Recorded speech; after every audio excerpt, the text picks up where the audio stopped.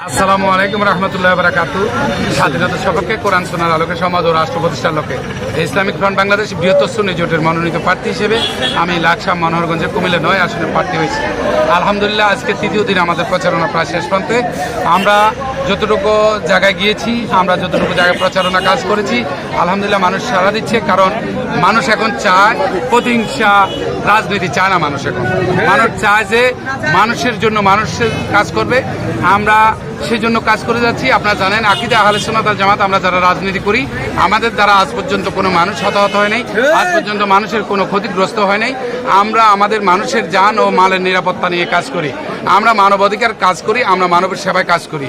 আপনারা জানেন, Islamic front Bangladesh বা তথা আহলে সুন্নাত ওয়াল জামাতের রাজনৈতিক যে সংগঠনগুলো রয়েছে, আমরা সব সময় যে কোনো মুহূর্তে, যেমন করোনা মহামারীতে এবং বন্যা দুর্গত এলাকা, সিলেটে বন্যা দুর্গত এলাকা, কুমিল্লা বন্যা দুর্গত এলাকায় আমরা সবসময় কাজ করে গিয়েছি। সেই হিসাবে মানুষ চায় যে অতীতে যে প্রতিহিংসার রাজনীতিগুলো দেখেছে মানুষ, সেজন্য মানুষ খুবই অতিষ্ঠ। আর স্বাধীনতার সপক্ষে মানুষ চায়, কারণ মুক্তিযোদ্ধার এই বাংলাদেশ। আপনারা জানেন, স্বাধীনতা যুদ্ধে লক্ষ লক্ষ মানুষ হতাহত হয়েছে, মানুষ মৃত্যুবরণ করেছে, শহীদ হয়েছে, অসংখ্য মা বোনের ইজ্জত হরণ করেছে এবং নষ্ট করেছে। এই জন্য মানুষ স্বাধীনতা মুক্তিকামী লোকদের চায় এবং মুক্তিযোদ্ধার পক্ষে চায়।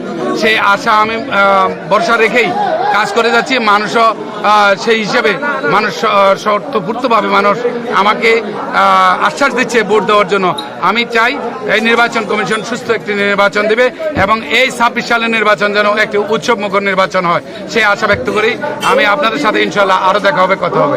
আসসালামু আলাইকুম।